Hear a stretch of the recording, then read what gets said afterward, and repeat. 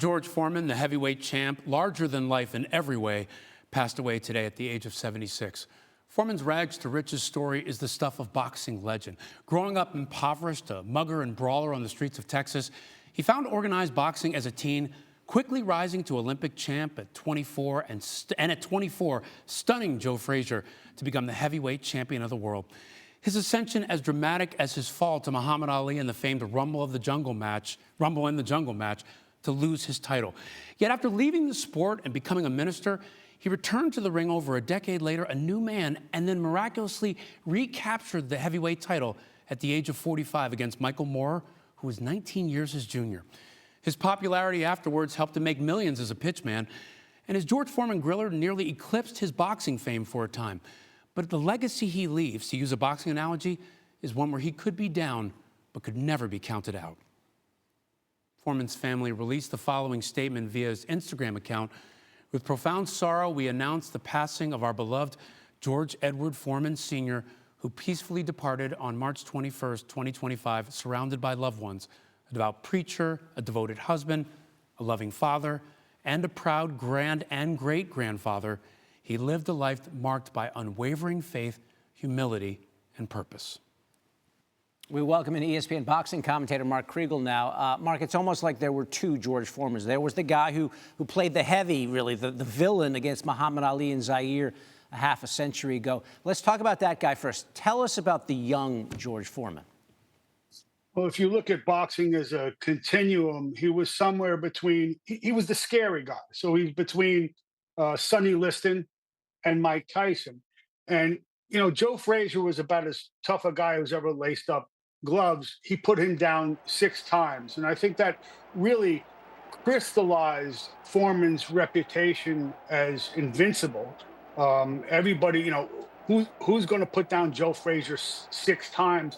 And it set up the Rumble in the Jungle, arguably as famous a fight as ever there was for Ali, which of course left Foreman, I think, psychiatrically scarred. You know, he was the bully who was undone against Ali, and it was probably Ali's finest moment. It was what he did in the rope-a-dope was pretty much improvisational, and it tested his courage, and it tested everyone's limits. And watching this, how long can Ali do this? And then, of course, you saw what happened. He turned it all around on the bully.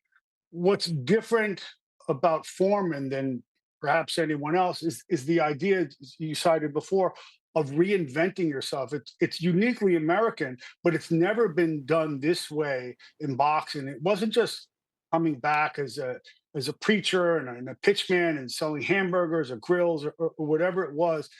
It was more purposeful than any of us knew as far as boxing. The previous oldest heavyweight champion, I believe, was Jersey Joe Walcott, who won when he was 37. Foreman came back when he was just shy of his 46th birthday, I think 2 months shy. And in doing it, it was his own kind of rope-a-dope that night against Michael Moorer. I'll never forget it. He took punches. Moorer was a really skilled guy, and he just beat him up for 9 rounds. Moorer did, with a great right jab. And all of a sudden, Foreman reaches out, slaps him with a left hook, and you see that right hand, that thing travels this far, boom, and it puts him out.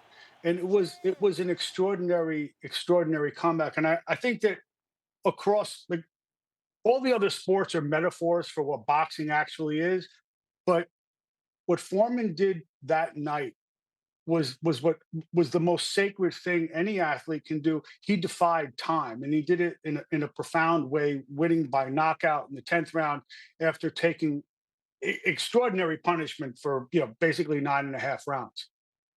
Unbelievable. Larger-than-life figure, winning titles in 2 different decades, 20 years apart.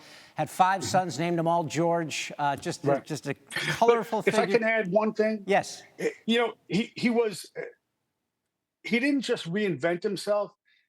He was a bad guy who came back as a guy who was universally loved. That's a very difficult thing to do in any piece of life. Yeah, absolutely. Yeah, he basically changed everyone's mind about himself, and really a remarkable life. our boxing commentator, Mark Kriegel, sharing some memories, some insight Thank you, into Dave. George Foreman. Mark, thank you. George Foreman, born in 1949, has passed away here in 2025 at the age of 76.